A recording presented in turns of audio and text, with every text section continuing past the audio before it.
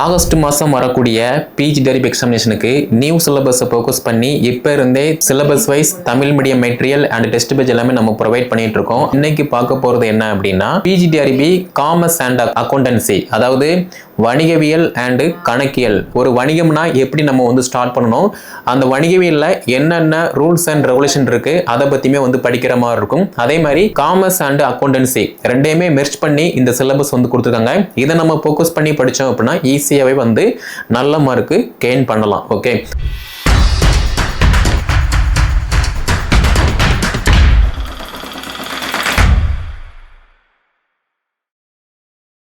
August மாதம் வரக்கூடிய PG TRB எக்ஸாமினேஷனுக்கு நியூ சிலபஸை ஃபோக்கஸ் பண்ணி இப்போ இருந்தே syllabus wise Tamil medium material and test page எல்லாமே நம்ம ப்ரொவைட் பண்ணிட்டு இருக்கோம். அதில் இன்னைக்கு பார்க்க போகிறது என்ன அப்படின்னா PG TRB commerce and accountancy, அதாவது வணிகவியல் அண்டு கணக்கியல்.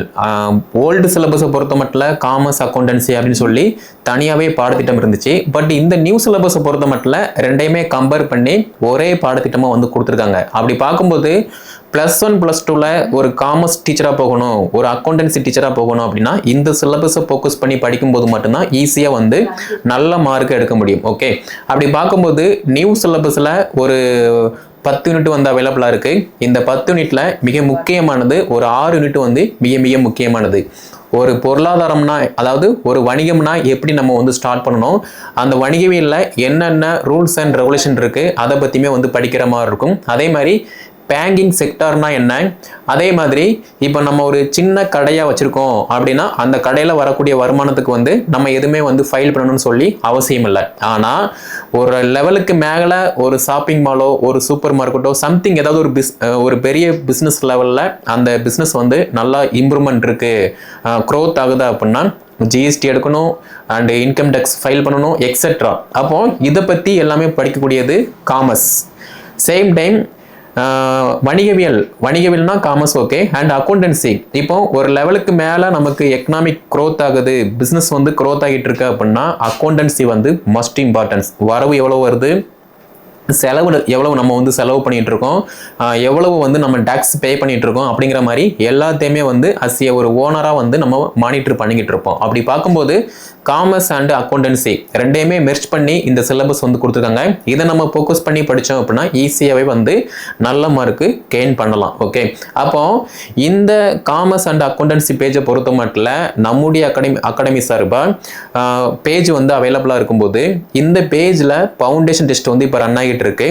இதுக்கப்புறமா பிரைம் டெஸ்ட் வந்து ரன் ஆக போகுது, இதுக்கப்புறமா ஈலைட் டெஸ்ட் வந்து ரன் ஆக போகுது. இப்போ ஃபவுண்டேஷன் டெஸ்ட்டை பொறுத்த மட்டும் காமர்ஸ் அக்கௌண்டன்சி அப்படின்னு பார்க்கும்போது +1 +2 அந்த புத்தகத்தை மட்டும் படித்தா போதும். ஏன்னா நிறைய பேர் வந்து எம்காம் படித்து முடிச்சுட்டு அண்ட் பிஎட் படிச்சிருப்போம், ஸ்கூலில் ஒர்க் பண்ணலாம், ஒர்க் பண்ணாமல் இருக்கலாம், பிஎட் படித்து முடிச்சுட்டு சம்மந்தமே இல்லாமல் வேற ஒரு வேலை பார்த்துட்டு இருப்போம், ஹவுஸ் ஒய்ஃபாக இருப்போம். இதையெல்லாம் தாண்டி இப்போ கரண்ட் சிச்சுவேஷனில் ஸ்கூல் புக்கில் என்ன இன்ஃபர்மேஷன் இருக்குது அதை படிக்கும்போது காமர்ஸ் அக்கௌண்டன்ஸில் உள்ள அடிப்படையான தகவல் வந்து நமக்கு தெரிய வாய்ப்பு இருக்கும். அது மட்டும் இல்லாமல் நிறைய பேருக்கு கவர்மெண்ட் செக்டர் பேங்க்னா என்ன அண்ட் பிரைவேட் செக்டர் பேங்க்னா என்ன, கிராமம் செக்டர் பேங்க்னா என்ன அது கூட தெரியாம தான் இருந்துட்டு இருக்கோம்.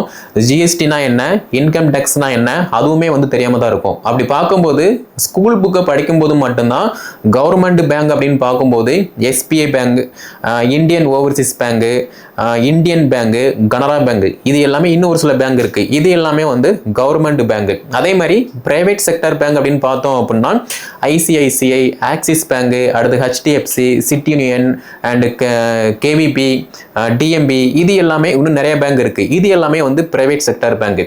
ஆனா இதுல அந்த பிஸ்னஸ் பண்ணக்கூடியவங்களுக்கு அண்ட் ஹோம் லோன் எல்லாமே ப்ரொவைட் பண்ணக்கூடியதை வந்து பார்த்தீங்க அப்படின்னா ஹெச்டிஎஃப்சி, ஐசிஐசிஐ, ஆக்சிஸ், இந்த 3 பேங்குமே வந்து பார்த்தீங்கன்னா முன்னணியில் வந்து இருந்துகிட்டு இருக்கு நம்ம இந்தியாவில். அப்படி பார்க்கும்போது கவர்மெண்ட் பேங்குக்கும் அண்ட் பிரைவேட் பேங்க்குக்கும் வந்து என்ன டிஃப்ரெண்ட் இருக்குது அப்படிங்கிற மாதிரி அதை பற்றியுமே வந்து படிக்கிற மாதிரி இருக்கும். இப்போ நார்மலாக நம்ம பேங்க்கில் போயிட்டு ஒரு அக்கௌண்ட் ஓப்பன் பண்ணுறோம் அப்படின்னா தனி ஒரு நபருக்காக சேவிங்ஸ் அக்கௌண்ட் வந்து நம்ம வந்து ஓப்பன் பண்ணுற மாதிரி இருக்கும். இப்போ கனரா பேங்க் கூட ரீசெண்டாக வந்து 0 பேலன்ஸில் நீங்கள் வந்து அக்கௌண்ட்டை வச்சுக்கலாம் அப்படிங்கிற மாதிரி சொன்னாங்க.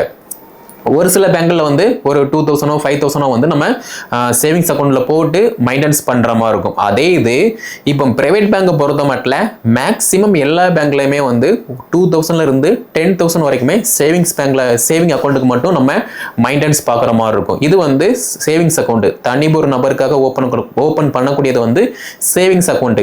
இதே இது நம்ம ஒரு பிசினஸ் ரன் பண்ண போறோம் அப்படின்னா அந்த பிசினஸ்க்கு சொல்லி ஒரு அக்கௌண்ட் வந்து ஓப்பன் பண்ணுவோம், அது வந்து கரண்ட் அக்கௌண்ட். இந்த கரண்ட் அக்கௌண்ட்டை பொறுத்த மட்டும் நம்ம எவ்வளவுக்கு எவ்வளவு நம்ம பிசினஸை வந்து கொண்டு போறோமோ, நம்மளுடைய இன்கம் என்ன, அதே மாதிரி எக்ஸெட்ரா இதையெல்லாம் பொறுத்து நமக்கான கிரெடிட் அண்ட் டெபிட் வந்து பண்ற மாதிரி இருக்கும். அதே மாதிரி ஒரே நாள்ல எவ்வளவோ வந்து நம்ம வந்து டிரான்சாக்ஷன் பண்ற மாதிரி இருக்கும். ஆனா சேவிங்ஸ் அக்கௌண்ட்டை பொறுத்த மட்டும் ஒரு லிமிடெட் மட்டும்தான் இருக்கும், ஒரு நாளைக்கு இவ்வளவுதான் பண்ண முடியும் அப்படின்னு இருக்கும்.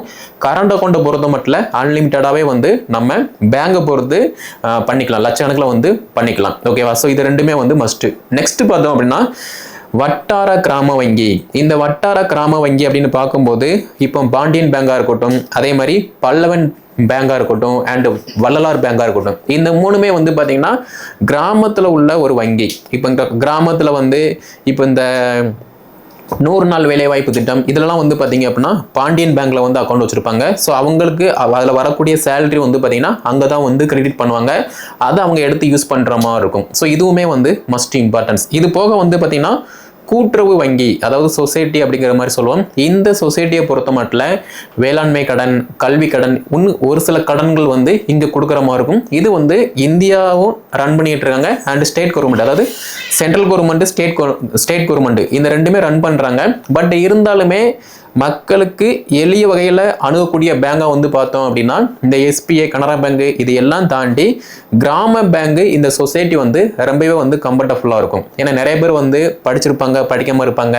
இதையெல்லாம் தாண்டி படித்தவங்க வந்து இந்த எஸ்பிஐ பேங்க், கனரா பேங்க் இங்கே அக்கௌண்ட் வச்சிருப்பாங்க, படிக்காதவங்களும் வச்சிருப்பாங்க. பட் ஈஸியாக அசஸ் பண்ணக்கூடியது அப்படின்னா இந்த பாண்டியன் பேங்காக இருக்கட்டும், பல்லவன் பேங்காக இருக்கட்டும், இது எல்லாத்தையுமே இந்த சொசைட்டி இது எல்லாத்தையுமே வந்து ஈஸியாக அசஸ் பண்ணுற மாதிரி இருக்கும். அப்போ இதை பற்றியுமே வந்து காமர்ஸ் அண்ட் அக்கௌண்ட்ஸில் வந்து படிக்கிற மாதிரி இருக்கும். இது எல்லாமே வந்து must importance. So commerce and அக்கௌண்ட்ஸை பொறுத்த மட்டும் அடுத்த டெஸ்ட்டுக்கான டெஸ்ட் லெசன்ஸ் என்ன அப்படிங்கிற மாதிரி அந்த ராமன் பேஜில் வந்து நம்ம வந்து அப்டேட் பண்ணியிருப்போம். அதை நம்ம கிட்ட இருக்கக்கூடிய டீச்சர்ஸ் வந்து கம்பல்சரி ஃபாலோ பண்ணி உங்களுடைய OMR சீட்டு, மார்க், ஸ்டேட்மெண்ட் எல்லாமே நீங்கள் வந்து அப்டேட் பண்ணுங்க. தமிழ் தகுதி தேர்வுக்குமே வந்து டெஸ்ட் போட்டிருக்கோம், அதையுமே வந்து அப்டேட் பண்ணுங்க. ப்ராப்பராக படித்தா மட்டும்தான் ஈஸியாக வந்து ஃபாலோ பண்ண முடியும். தமிழ் மீடியம்னா தமிழ் மீடியத்தில் வந்து அப்டேட் ஆகுது, இங்கிலீஷ் மீடியம்னா இங்கிலீஷ் மீடியத்தில் வந்து அப்டேட் ஆகுது. உங்களுக்கு எது வேணுமோ அதை நீங்கள் தேர்ந்தெடுத்து படிக்கும்போது ஈஸியாகவே நல்ல மார்க் ஸ்கோர் பண்ண முடியும். ஓகேவா?